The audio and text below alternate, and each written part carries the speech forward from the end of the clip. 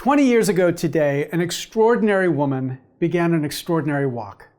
Doris Haddock, aka Granny D, an 88-year-old woman from New Hampshire, began a walk in Pasadena, California, and for the next 13 months walked 3,500 miles to arrive in Washington, D.C. on February 29th, 2000. And across that walk, on her chest, was a sign that said, "Campaign Finance Reform." Now, what Granny D saw 20 years ago is something that most of us just missed. That's the way in which the cronies and special interests had captured our government and made it impossible for us to achieve anything important so long as they were at the helm. And what she saw was that we had to find a way to end that corruption if we were going to get our democracy back. So it's extraordinarily fitting that on this 20th anniversary, our Congress is going to consider the most important civil rights legislation in our lifetime.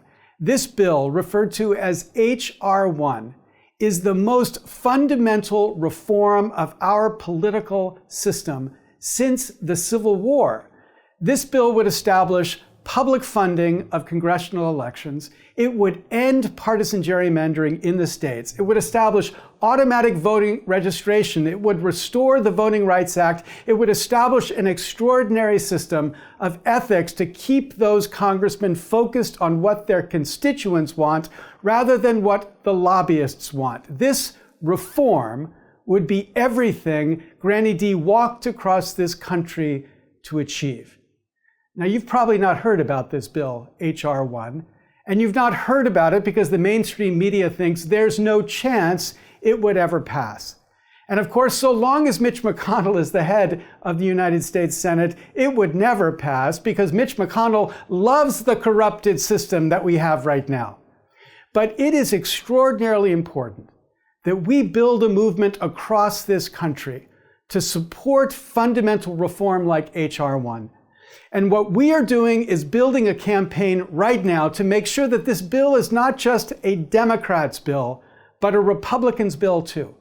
We want to find in the next 6 weeks 10 congressmen to co-sponsor that bill who are Republicans, and 1 senator to agree to co-sponsor a similar bill in the United States Senate. Because if we could show this was a bipartisan effort, then we could begin to crack through the attention deficit that this political system pays to this fundamental question of reform. But that just tees up the most important challenge that we have. Because as we enter the 2020 presidential election cycle, the most important thing for us Democrats to stay focused on is an issue that all of America is deeply invested in solving, and that is this corrupt political system. The president spoke about draining the swamp. That slogan was actually Nancy Pelosi's before he picked it up and started using it. But what that means is that this issue is an issue that unites America. It doesn't divide America.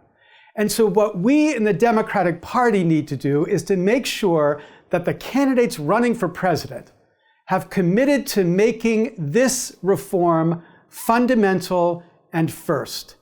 And so we will be asking every candidate running for president who expects to win in the primary in Granny D's state to commit fundamentally to making this reform the first issue they press in 2021.